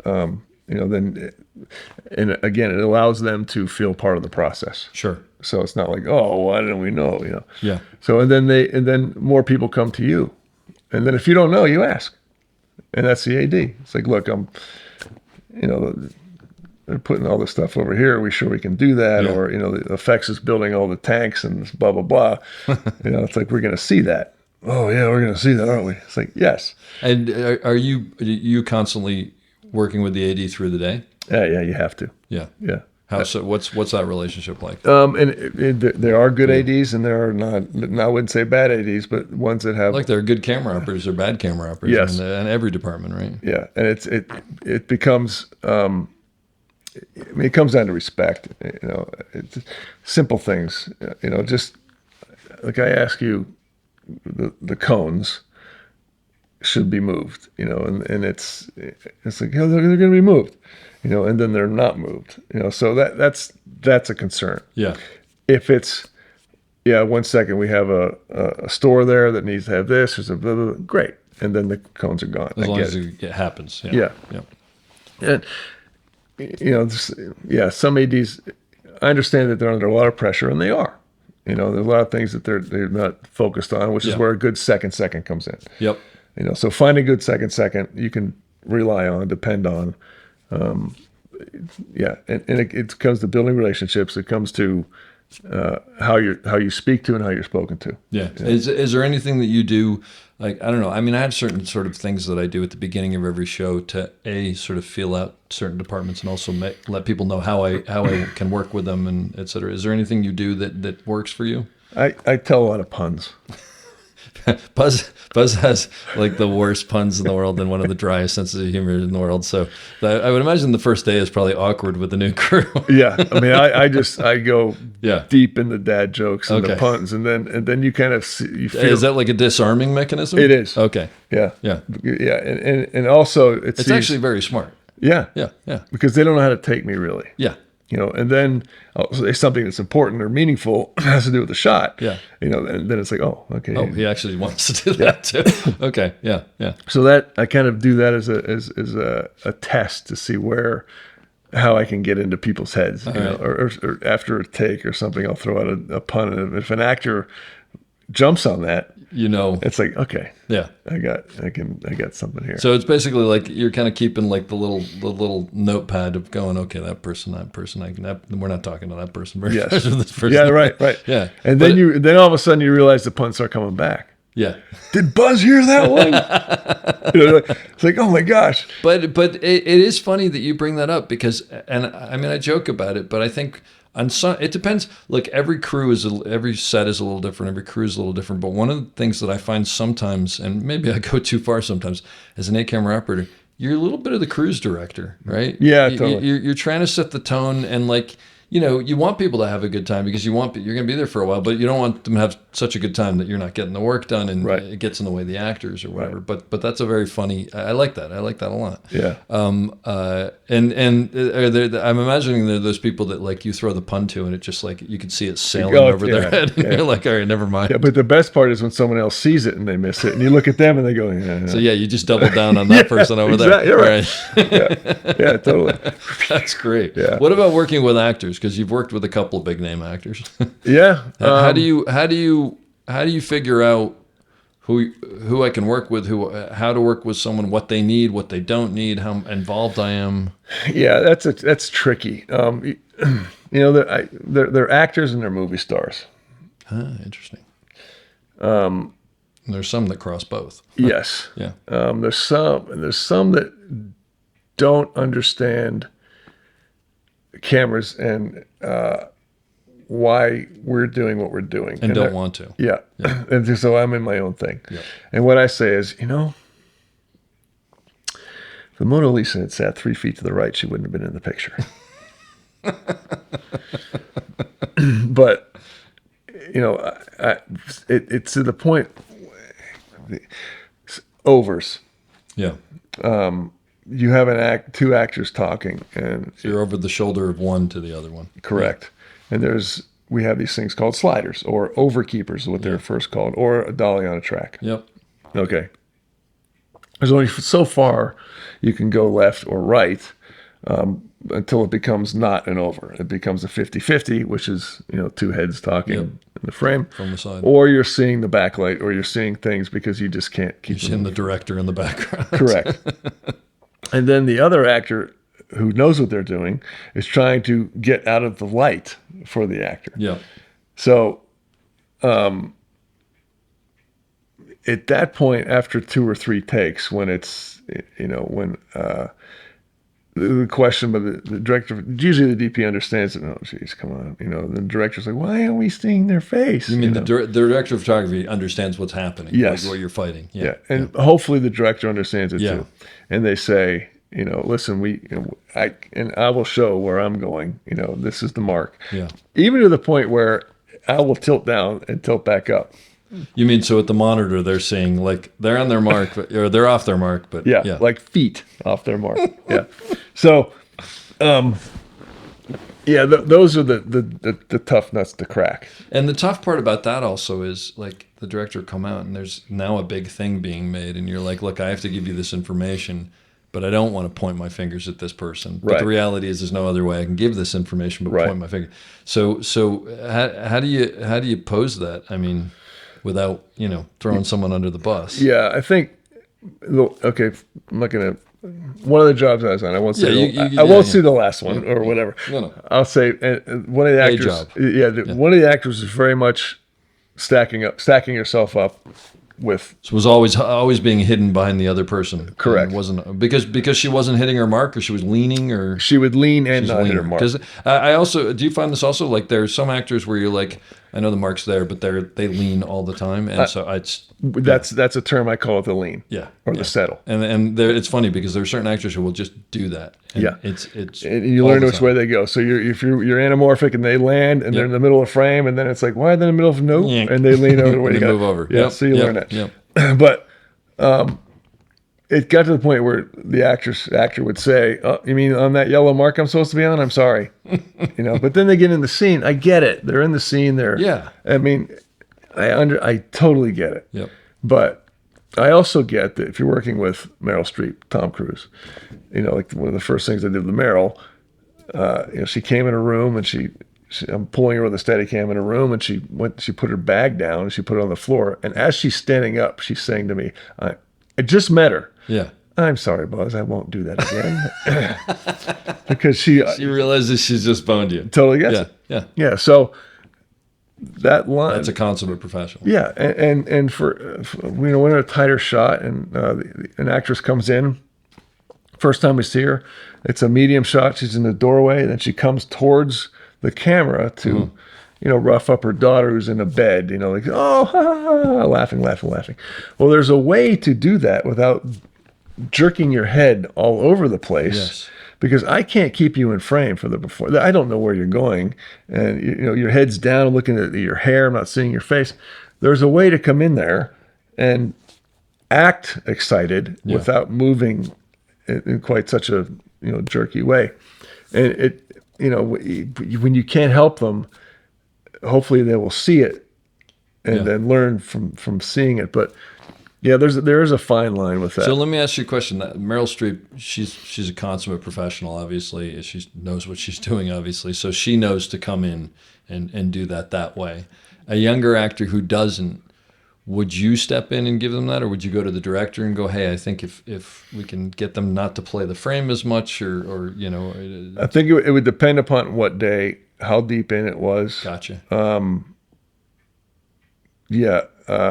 Sometimes you come out of the box a little too heavy. Yeah. So I would go to the director and say, how do you want me to handle that? Yeah. Are you going to cover this wider? Mm-hmm. Or do you need me to tilt down for that, or boom down? Can I not get this in this, because you'll be in the wider shot? Exactly. Yeah. So again, giving an option to the director. Exactly. And so you're not saying she can't go down like that. It's like, scream it from the camera. Do you want her to go down like that? Yeah. That doesn't work. Right. You can't. Anybody listening, don't do that. And you can't go, come on, jeez. I've done that, but it was easier with mask on. But so I would probably go to the director at that point. Yeah. If it was 3 or 4 weeks in or whatever, I had now built some sort of rapport with the actor. Yep. I would say, are you going to put the bag down? You could just put it on the table, and they could, Oh yeah, of course. Just let me know what you're going to do so I can follow you. Right. I remember on West Wing, I'm usually pretty good when I've completely screwed up about not vocalizing it. Yeah. But I remember on West Wing, Brad Whitford was leaning down and putting something down, and he was standing back up, and I took him down, and then as I came up, I totally screwed up the shot, and I just went, and he just looked straight in the camera, and he goes, well, apparently Dave needs another one. And I was like, and then I realized, like, oh God, that wasn't my internal monologue. That was out loud. Yeah, that's right. And I think it was Tommy Shalami was directing. He was like, yeah, we know that back here. Why don't we just do that again? Yeah, right. Like, oh my God. Yeah. Thankfully, though, it's with an actor who's, is funny and smart and gets it. Yeah. But and then again, for younger operators, because we had to learn this the hard way, if it is an actor who's constantly stacking up, do you go to the DP and the director and go, look, I think we got to put a piece of track down or something, because they're just never going to hit that? Or do you want to talk to them about hitting that mark, because so that it takes you out of that process of having to say and again, I put it on them. So say we have a couple options here. Which one would work the best, do you think? Yep. So we could do a sandbag. We could have the stand-in pushing them over. Yeah. Whatever. It's funny you were saying about having a slider and finding them, because I'm of two camps of that. Because on the one hand, obviously you can usually find the shot, But then on the other hand, it's like you're constantly doing that creep to find it. And there's almost part of me that doesn't want to put it on because then it's like, no, you have to hit the mark. Yeah, and I've more recently, I am on a dolly. Yeah. No slider in the wheel. Because if you get the slider on, it's almost your fault at that point. Yeah. Because it's like, well, why doesn't that thing just go farther over that way Right. or whatever? Yeah. Yeah. It's and then you're constantly chasing it. It's yeah. And then anymore, you have another camera right next to you. Yeah. So you'll have one on the inside, one on the outside. Yep. You know, tighter, and then we're both not getting You're the both shot. clunking into Yeah, each other or whatever. Why can't we see your face? You guys have to move. It's like, yeah, no.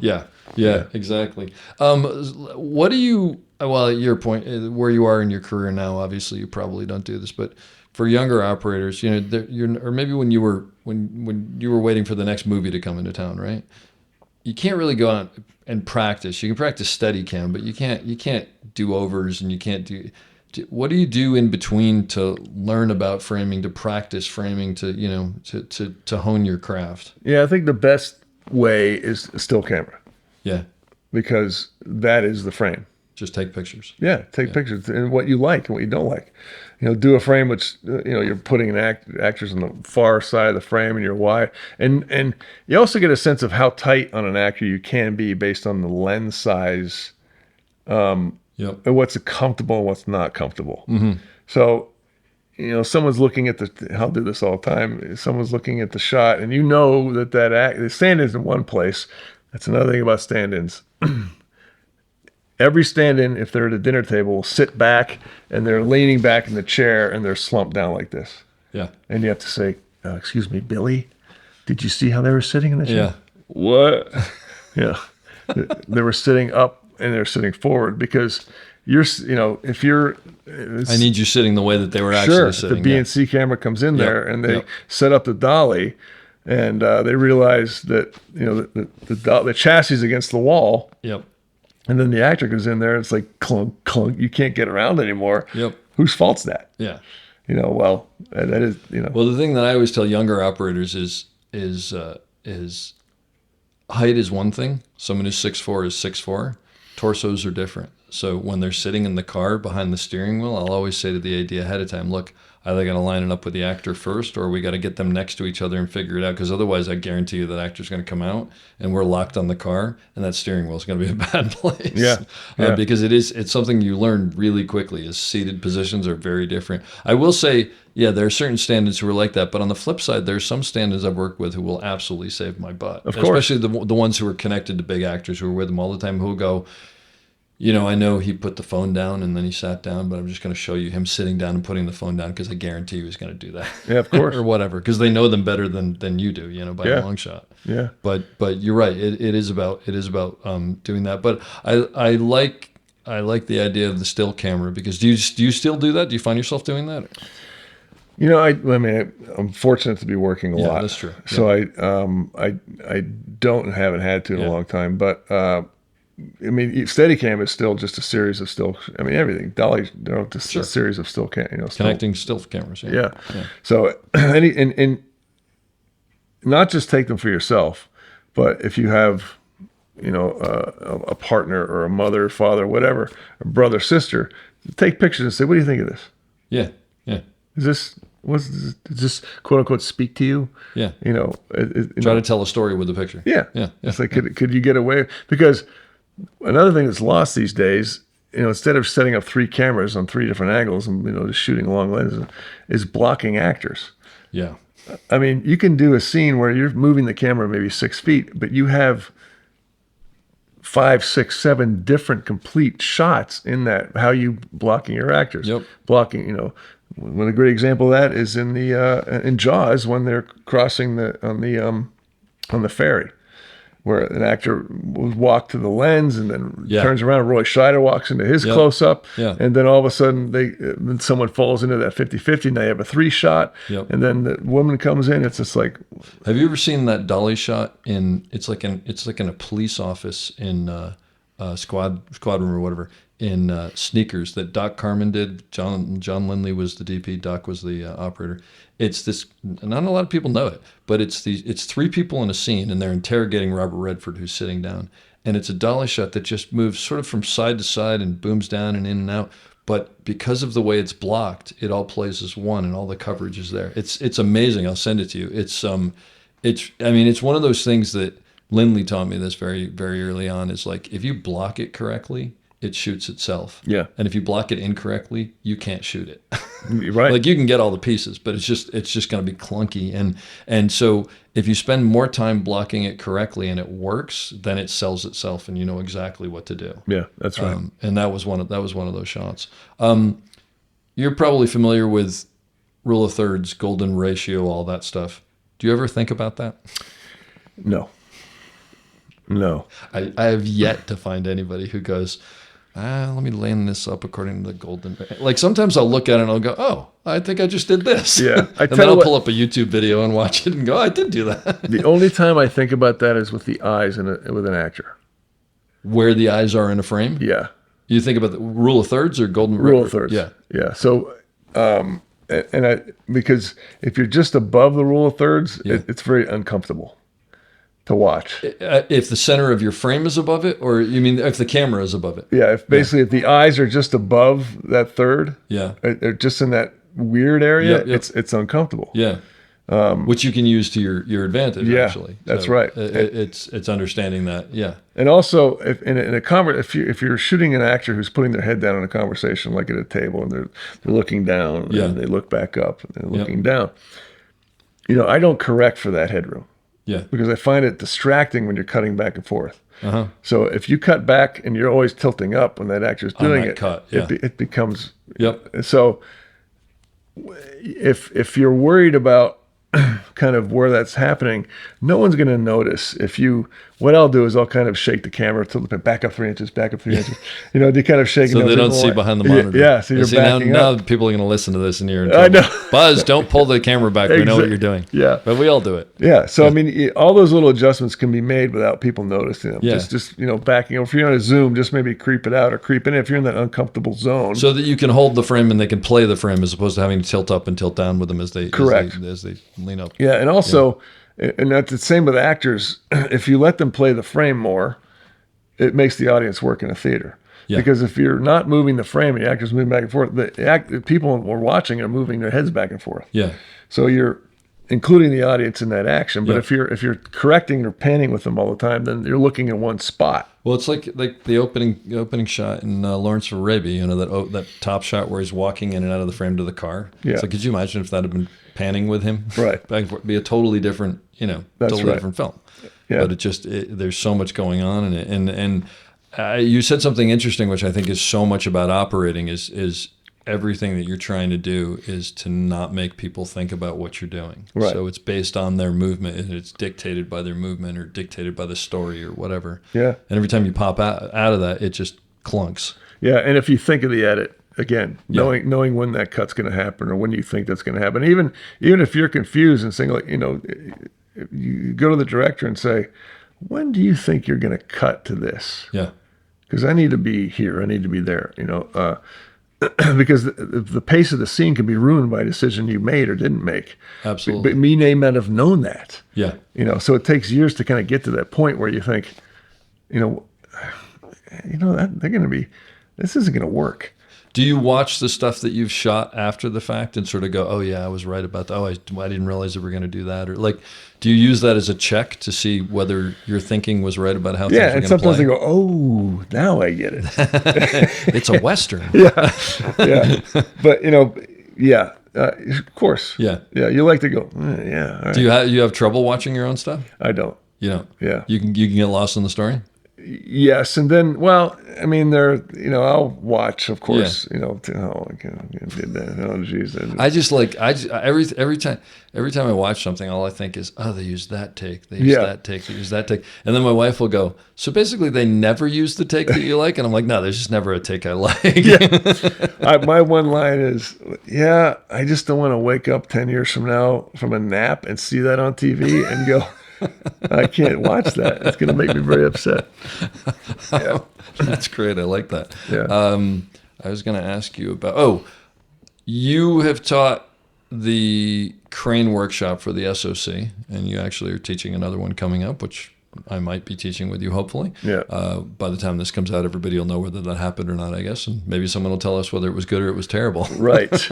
You guys were drunk most of the time, but otherwise. That's right. Yeah. So tell me a little bit about the SoC, because you're involved in it, and what you think is important about it, and about and along with that, newer operators. Because one of the things that I find is with newer operators is they don't get it takes a while to get some crane time, right? So is there a way to figure that out ahead of time, and or how do you get on those headsets and start talking a dolly grip through a 50-foot techno crane shot for the first time? Yeah, you don't.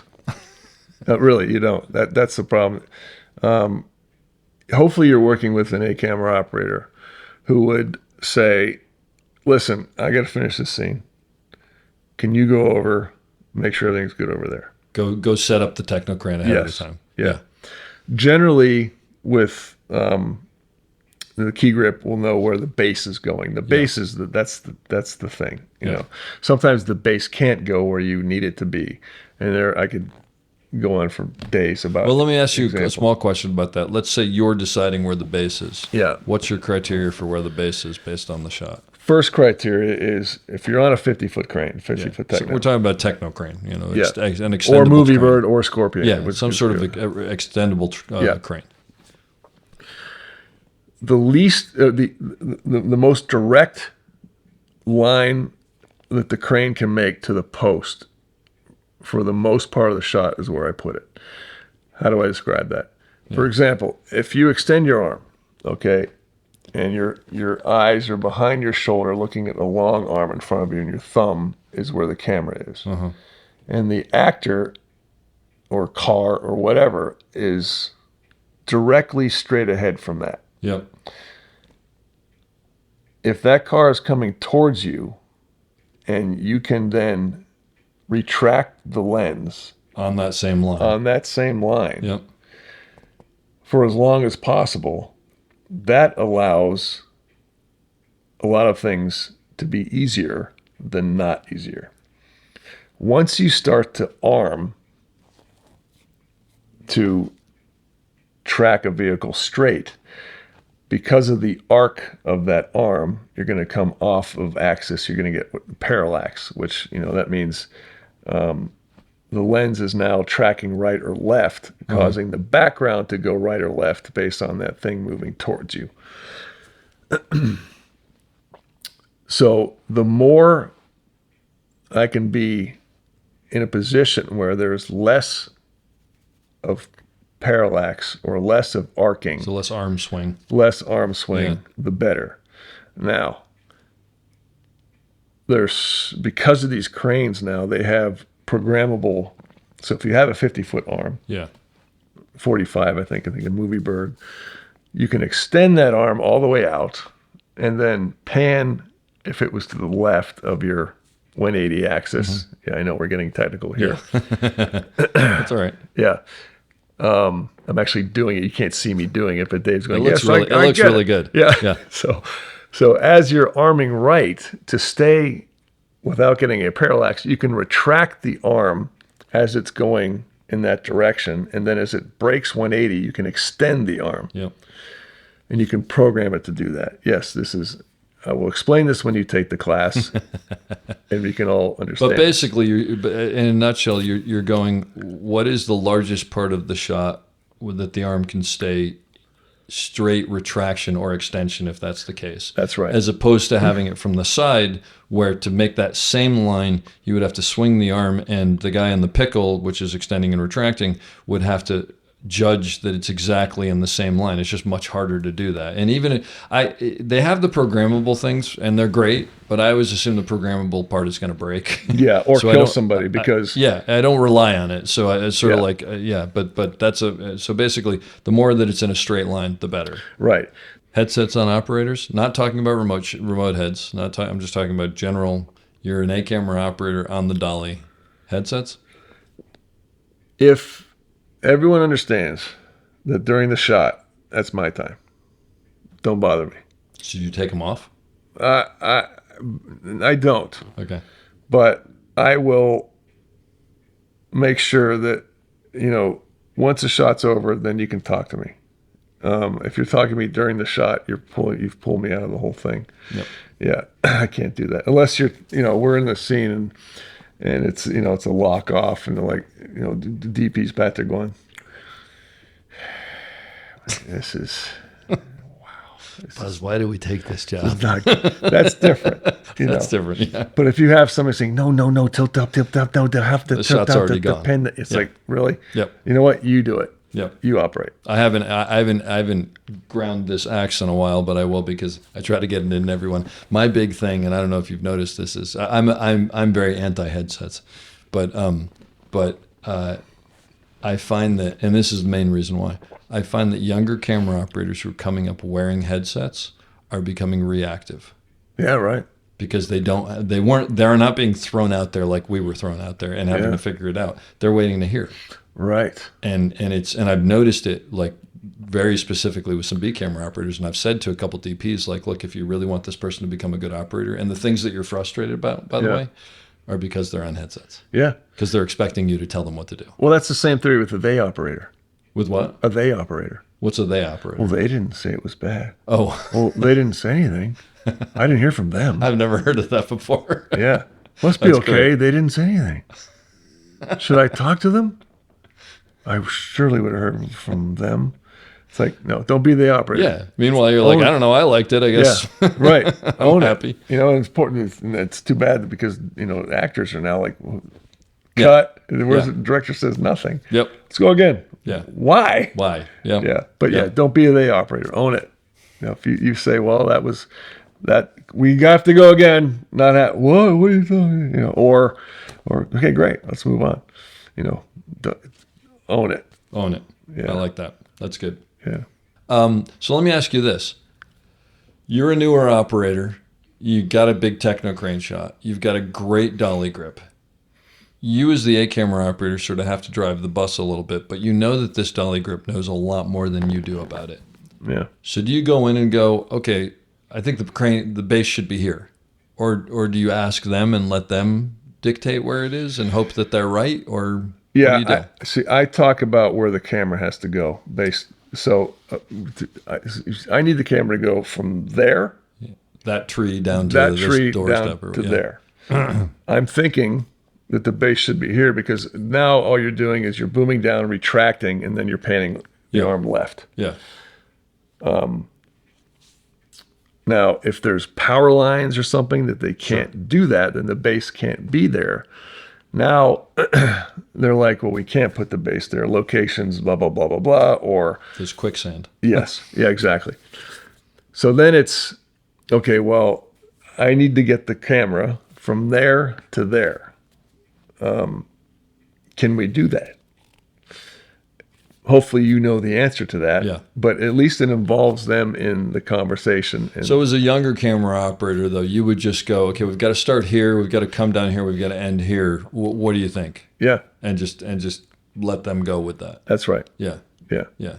I mean, I will tell you at the point where I'm at, I will generally do that at this point, having the idea of where I think the base should be, but not saying it because I'm hoping that when they'll come up with the same thing, because then I know it's the right place. Yeah. And if they don't, then I'll go, really? Because I was thinking the base should be over there, but why are you thinking it's better over here? And then they'll usually go, well, because, I mean, if like Steve, my dolly grip would go, I know it's going to be better over there, but this is going to be almost as good. And if this director who's been changing every shot on us wants us to go over there, and oh, you know what? You're right. You're right, Steve. Put it over here. We're fine. Yeah, for sure. Yeah, that's right.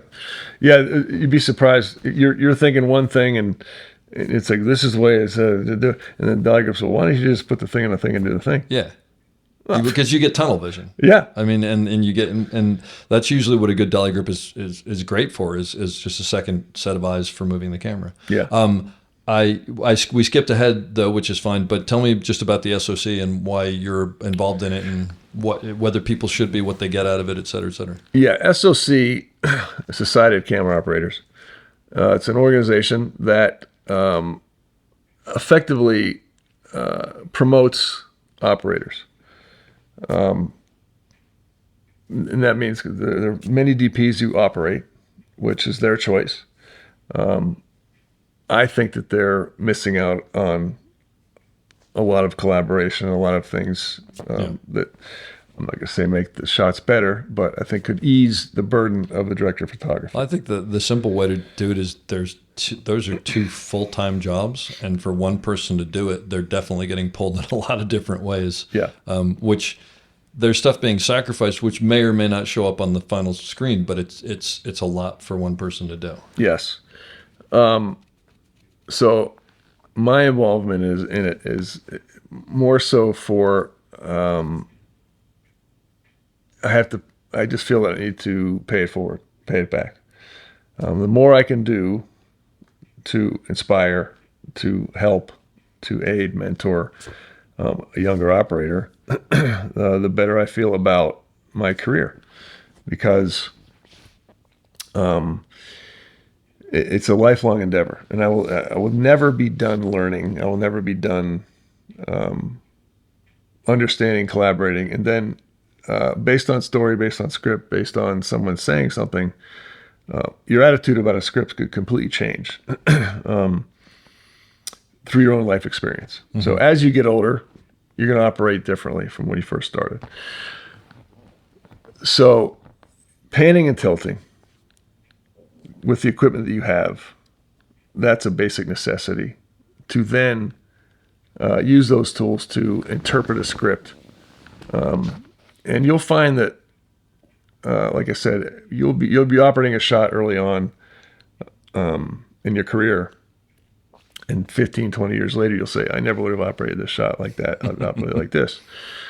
And as long as I can say that to somebody, yeah, and as long as they understand that and really believe that, you're going to grow through your career. And the more I can establish that idea in a young operator, that you're not going to know everything the first week, the first month, the first year, the first 2 years, 3 years. 5 years, 10 years. Exactly. Yeah. You're going to think you might after 6 years. And you might, get an attitude like, well, I did this movie, that movie, this, well, I can do this and that. You know what? You're really limiting yourself into learning from other people, learning from anybody who may have a suggestion. So the SOC for me allows me to do that, to kind of put those slots into operators coming up, and also saying that you have support. We're here to help you. Yep. You have a question, we're available, email, text. People call you up? Yeah, I have. The last 6 months I had 4 mentees. Yeah. And then in fact I had another one who was from London. Wow. I was one of the first. I was the first mentor that the ACO had, and that mentee came over and visited me. Oh, no way! That's cool. In New York. Yeah, but they have the mentorship program, and they also have great videos, and they have these classes, like they have handheld classes and crane classes. So to get in as a student, yes, we have on the website there is the membership portal, which has. Oh, I don't know how many hours of. I know, it's amazing. I haven't even seen most of them yet. Yeah, and all great. Very operators have been doing this for a very long time. Yeah, and I think it's what they have: how to shoot action, how to work with a director, how to work with a dolly grip, how to do concept shots, it's you name it. That's right. Yeah, and then if you to watch those videos, that's one thing, but to do a live, to be at a workshop and to see how. So when I set up my area or my thing, I'll make sure that I'll be vocal with the dog how it would actually happen on set. I turn it. Yep. You have 12 feet of track here. Yeah. You got the jib arm. Yeah, I got the jib arm. Is it upstairs already? It's up here. Great. Yeah. You think with a 12-foot arm on this? Where are we going? Get the tape measure comes out. It's gonna go here, but just give me another 3 feet that way. So okay, so we should probably get another 4 feet of track. Yeah, go 4 feet of track. So to have students hear that discussion, absolutely, and then all of a sudden you're on a jib arm that's on a dolly. That's a lot harder than a 50-foot techno. Yeah, because things happen a lot faster. Yeah, and because of the smaller arc, everything's back panning and you name it. That's right. It's like I talk to people about that what is it called, the mini techno, that like 8 foot to 15 foot, yes. which is really like 9 foot to 14 foot. Yeah, and because of how small it is. you almost can't do arcs with it very well That's because right. the back pan is so ridiculous. Yeah. Anyway, that's another thing for another time. So yeah, that's we're SOC is here to help, and it's also here to promote operating with the awards. It's a great organization, and a lot of people who help each other, and a lot of people get a lot of help out of it. Yeah. So it's good. Cocaine Bear, come on, spill. Yeah, I was. I'd done 3 movies with Elizabeth Banks. She was as an actress. Yeah. And she was directing this thing, and I was on the short list for operators to go over, and we shot that in Ireland. I don't know if people realize that. So you never worked with her as a director, just as an actress. Correct. And so she obviously trusted you. Yeah. And John Golisarian, the DP, had asked me a couple times to work with him on jobs, and I wasn't available. Yeah. And I think he emailed me, and within 3 minutes, I was like, yes. Just because of the words Cocaine Bear? Cocaine Bear, Ireland, Elizabeth Banks. Ireland. Yeah. That's fantastic. Yeah, so we shot over there. It was just the crew over there. I'm not taking away anything from American crews, but boy, they were great. They work differently over there. So the grips are basically camera support. Yeah. And the electricians do, flags and lighting and everything that involves the lighting. My deli grip, Richie, is Richie Egan, and Philip Murphy is the key grip. So Philip has all the cranes. He has. Okay. I mean, he's like got everything. Yeah. And he'd be like, well, I think we could get the 50-foot mate the whole job. So basically, we had the technical crane the whole time, and that was a fun job. Yeah, and. Yeah, and with Weta doing the effects, Weta's huge visual effects out of New Zealand. That's great. Yeah, that was a fun job. How many years had you been operating when you got the call to work with Spielberg on West Side Story? 27. And were you nervous? Yes. Yeah, the first shot was. The first shot on that was the first day of shooting. I'd never worked with Spielberg, never worked with Janusz and Mitch. I'd known. Yeah. And a lot of the crew members on that I'd worked with before. But I would imagine a lot of those people are regulars, right? Not in New York. Oh, okay. Because when we goes to New York, he hires local because he doesn't want to spend. He doesn't want to bring people in. He brings. But there's a handful of department heads and whatnot. Correct. Mitch. Generally, first AD Mitch, Mark Spath, the first AC, and Adam Sumner, who's the first AD. And then everyone else is there because they've been doing it for some time and understand it. But they're all top of the game anyway. Yeah, that first shot was Tom Hanks and Bob Odenkirk and a number of other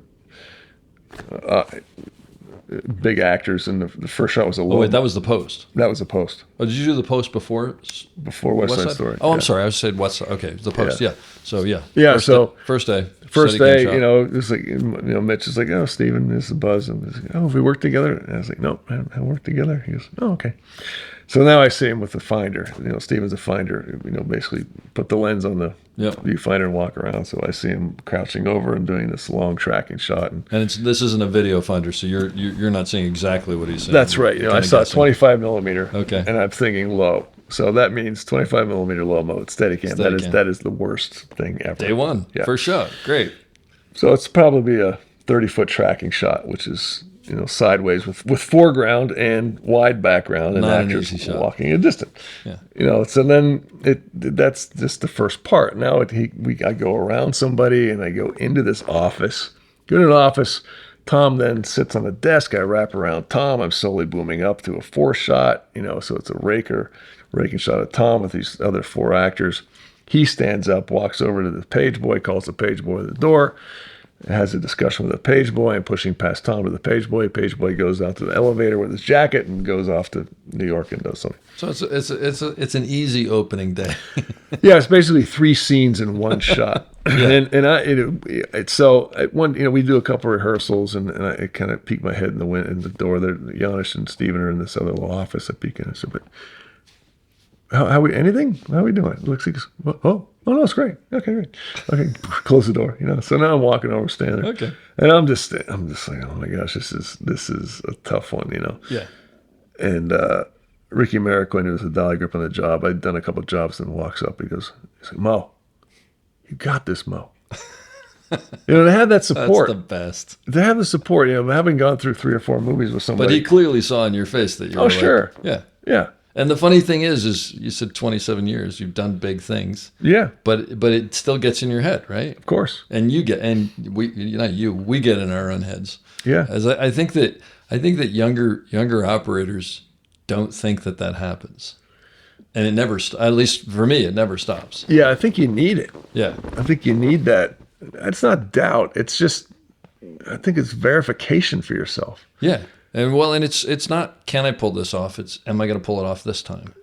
Yeah, sure. You know? Or yeah. like, what am I not going to pull off? Like, right. I know I'm not going to like trash this shot. It's going to work on some level, but am I going to nail all the pieces that I want? Yeah, that's right. Yeah. Yeah, and the thing about Steadicam is it's so much can go wrong so quickly. Absolutely. You know, but then some things can go so right that where you didn't expect. Clicks. Yeah. Yeah. And some days it's working, some days it's not working. Look, I've been operating for 34 years or something like that. And we're in the middle of a strike, and our good friend Charles Pappert just called me the other day. I was telling you to do this short film for him, and it was like basically 3 Steadicam shots. And the biggest one had a ton of different points to it and this and that and the other, but I had to go through these 2 kitchen doors, which are these swinging doors, and I had like 6 inches on either side. And the first one I was getting through, and the second one I was hitting it every single time. The sled or your body? The sled, because I had to get the sled out in front of me to get through it, but I couldn't figure it out. I wasn't judging. I think I wanted a frame, and where I wanted the frame, I couldn't get the camera without hitting it. And so I kept on going for the frame I wanted, and I wasn't thinking about it. Granted, for reference, it was also all night, and I hadn't been working nights, so I'm just giving myself some. Okay. But that said, I mean, I must have blown this shot like 5 times by hitting that door in different, or not being right on or whatever.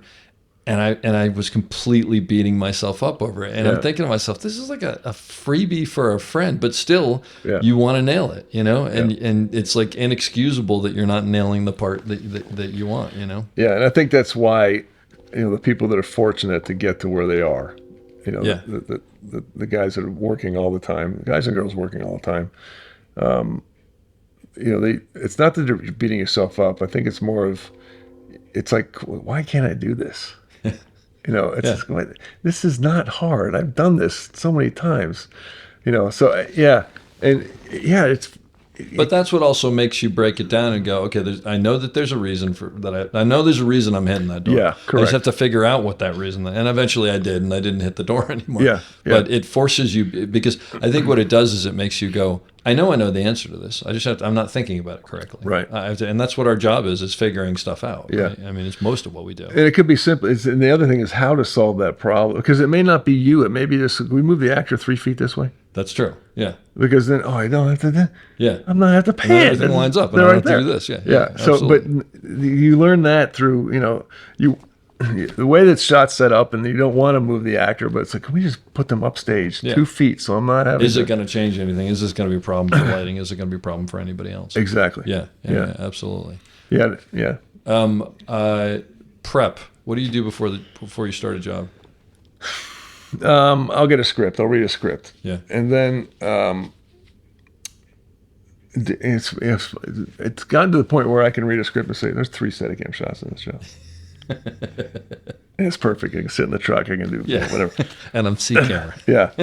Right. But then there's jobs where it's like, okay, we got some things here. And then you make the phone call. Hey, scene 56 with the thing. Oh, yeah. That's to the DP, you mean? Yeah. We're still kind of up in the air about that one. Yeah. We're trying to think about the blah, blah, blah, blah, blah. And then you say, well, have you ever thought about, could we, we starting, and then it's like, oh, yeah, I'm thinking of that, So then you get your kind of mind roll. Then you start to get excited. Yeah. Or you're just like, oh my gosh, this is going to be absolutely terrible. It's going to be horrible. So I'll get a script, read the script. And then, and it honestly comes down to finances. It comes down to what the rates. I mean, that's you're talking about making your deal, yeah. Yeah, but that's all. Yeah, sure. That's part of prep. True. Yeah. Oh, I hadn't thought about that. Yeah, I was thinking after you got the job, but you're right. Yes. I wouldn't be on the job to prep. So and that's important. You can't sell yourself short. I mean, yeah, sure. Oh, it's a passion project. Well, it's a good point, because what I have always thought is there's which, granted, maybe this is just specific to Steadicam operators a little bit, because as a camera operator, it's sort of like this is what it is most of the time. But but let's say it's a tier movie, right? And there's before you make the deal, when you kind of hem and haw and bitch and I don't know if but then once you've made the deal, you've accepted it, and and every job is the same, right? You know, it's you can't go in and go, this Steadicam shot is ridiculous, but I'm not getting paid enough for this. It's like, you took the job, right? Yeah, exactly. Yeah. So I mean, okay, the deal's done. You're right. You know, generally I get the script first, do the deal, and then now I start to think about, anymore. I don't read into. I just kind of go in as I've done Buzz Moyer. Yeah, you know, I'll be the puns. I'll go in. You know, so my prep is, equipment wise, the assistants pretty much take care of all that. We have the luxury of, the Steadicam goes, it gets sent away, and then all of a sudden they're okay. Where's this? Where's that? Then you go to prep for 4 hours. And you have the coffee and schmooze with everybody, and you build the rig, and you go, it's great. Do you try to meet with the director and the DP? Well, let's say it's a feature. Yeah, no, because no. If it's the DP, if it's a new DP, there'll probably be a Zoom or something of that nature along. But do you talk about framing and whatnot, or you watch other stuff they do, or you try to get a feeling for what they like, or do you just go in day one and figure you're going to find this together? Well, there's the Bible, the lookbook. You get the color swatches and kind of ideas, and I think. I'm just going to say this. I think that really is more for the director and the DP to build a relationship in the first 5-6 weeks of prep. Yeah. So once you're in it, it's like, you can maybe refer to, remember that shot you did in that one with the thing? Maybe we start here. We could keep that frame in for this moment, and then just push past that. Mm-hmm. So we've established that kind of feel you like, but we'll just push past. Oh, that's great. Yeah. Or just little dolly moves. That's kind of just, a 4-foot move can change a wide shot. Significantly, just with what foreground is or what you're revealing on more windows come into a shot or something in the background, something like that. So, I don't sit down and take notes, but I'll be laying in bed and I'll think of scene 41 and I'll think, hey, what if they thought about that? That'd be kind of fun. Or I wonder what do you see it when you're reading it? Yes, you do. Yeah. Yeah, I sort of do that as well, and then I try to throw it out because you want to go in cold. I like to go in cold. Yeah, it's like I sort of want to have something in the hip pocket, but I want to hear what they want first because it's basically I'm telling their story, not mine. That's right. Which is tough sometimes because sometimes they don't have their story. Right. Yeah, that's one of those tough. So let me on that note. What do you do when the director has an idea, and you've got something that's much better? Yeah, and in that case, I will watch what the DP's doing or what they're saying, because hopefully you have. And it's the thing; it's always different. The DP may know more than the director, and they're kind of just doing everything, and the director wants to work with the actors, or the director says, "No, this is the lens, this is the shot, light it, blah blah blah. This is where I want to be." So it kind of depends upon who you're working with. Yeah. But if you have a director who is not as sophisticated with things, and they're coming up with the idea, of course you want to do everything possible to have that, make that vision, because you may not, even if you say it's better. It may not be better based on something that they're. You think it's better, but it may not be what they're going for. And better is relative. And it's absolutely right. So, well, as Steadicam operators, I think we do know. Exactly. I mean, let's face it, between you and I. So I think for me, it comes down to efficiency. Yeah. So can we do this shot efficiently so that we can still get to do the two scenes before we have to go home? So. And combining things, like combining shots, just saying, well, I could start here, they could walk to a 50-50, I could come to this over, and then when they could turn around, we get the single. Yeah. So you only own one more shot. Yeah, great. Yeah. That's fantastic. Yeah. We've done that. But if they're like, no, I need this is the scene that has to have this and that, because that's tying in with the first scene and that relationship, whatever. So things that I haven't seen or thought about. Yeah. So there's that fine line. Yep. And then sometimes, like you said, if I'm watching the show and I was like, oh, now I get it. I see. Yeah. Got it. Yeah. Or by the way, the other way, which is you remember what they said and you're like, yeah, that didn't work. Yeah, right. I know we did that, but I was right. Yeah, that's right. So what do you do when the DP and the director are not playing well together and you're in the middle? DP's selling you one thing, director's selling you another thing. Yeah, I'll kind of call them out on that. But you just take them aside and go, look, I don't know what you want me to do, but I think we got to have some consensus. Yeah, again, it's. I'm concerned that we're not, or can you please explain to me why we're doing it this way? Or I'm confused by exactly. Yeah, you put it on yourself. Yeah, Yep. right. You don't say, well, he wants me, Yeah. she wants me to do this, and you're saying, Yeah, that doesn't work well. yeah, Yeah. And hopefully you have at least 2 or 3 jobs with one of either. That's actually what the first thing most people go, they go, who hired you? Yeah, right. And then it does change. I mean, you still want to do what you're talking about, but it does change things a little bit, right? Because I've been on the thing where the director comes in and is like, yeah, give me a close-up right here. And then the walk-away and the DP is like, do not do that. Yeah. It's just like, okay. Right. Yeah. And then you gotta figure out what you're going to do there. Yeah. Yeah. Yeah, what would I do there? I would do it the way I would probably lean towards the other one who hired me, but I would lean more towards the DP Yeah. because then it's their fight to fight with the director. Yeah, and probably I would say in that situation, what I'd probably do is go pull the dolly back a little bit, and I'd do the old tilt down to the ground, fix something while I pull the dolly back, do it, and then if the director comes out and goes, "Why are we that? Oh, I'm sorry, I thought this is what you were asking for." Yeah, right. And then hope that maybe the DP intervenes or Yeah, something right. like that.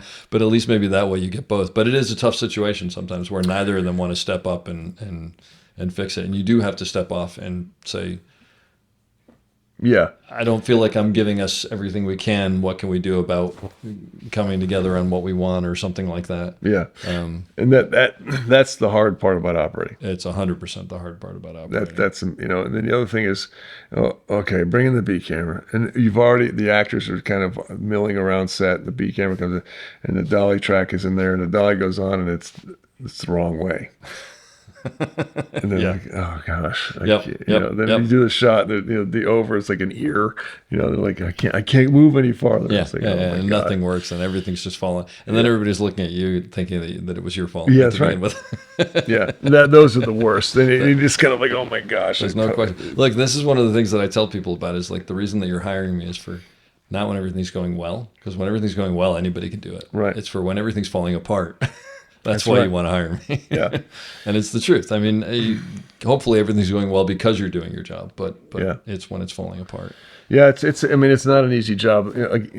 Another great thing you hear is I've had a couple of assistants that worked with for multiple jobs, and then they start operating and they get the phone call. Dude, I had no idea. I mean, operating's impossible. Yeah. And it looks glamorous. We get paid very well to do Steadicam. Yeah. But all of us have gone through just nights of not sleeping, fearful, just being, doubting yourself. Should I tilt? Yep. And the actor goes out of frame. Should I? Yep. We've all gone through that. Or like you were saying, like when someone stands up in a close-up and they start to move, you're trying to judge. You don't want to jump them, and you don't want to be too late. Yeah. And you have to sort of figure out when they're going to move. There's a lot of stress. There's no question about it. Yeah. But it's what makes it fun at the same time. That's right. It's good stress. Yeah. Yeah. Yeah. And if you can't, some people can't handle it. Yeah. No. Have you ever been fired? I have never been fired. You have never been fired. You're the guy. Nice. Yeah. Okay, then I'm not going to ask you that question. Yeah. So that means basically you've got a little bit longer to work. Because the thing I've always been told is if you haven't been fired, then you haven't been working long enough. That's right. So yeah, this will be what I bought 1989. Wow. I bought my first well rig. done. That says something. Good job. Yeah, I've Nice. never been fired. But you know what? I've never wanted. My career is different in that I've always picked the jobs I wanted to do. You're lucky that way, yeah. And because I didn't want to be, and I hate to say be the guy or be the girl or I always thought I had time. Yeah. It's like, I'm not in a hurry to get there. Yeah. And I think that was my best asset, is knowing that I didn't have to do that. It didn't have to be, and I could watch other people's work, and I could say, well, they've gotten to this level or this, and why did they get there? Yep. And then I meet them. It's like, that's funny that they got there because I don't think they really should be. So I've never been in a hurry. Yeah. It's just, and I've been very fortunate to work with great people along the way. Clearly. And obviously some people that weren't great, so I basically just say, I don't want to do that again. That's part of it. But like you said, you learn from those. Yeah. You learn from those experiences. Yeah. So in closing, let me ask you this. Advice for younger operators and or things that you wish you knew then that you know now, which are maybe both the same thing. Yeah, I'm glad I don't know. I'm glad I don't know what I know now then, because it wouldn't be an adventure. Okay, fair enough. But then advice for younger operators. Yeah, I would say take every day, every shot as an experience, and that could be a good experience or a bad experience. And think about why you made those decisions.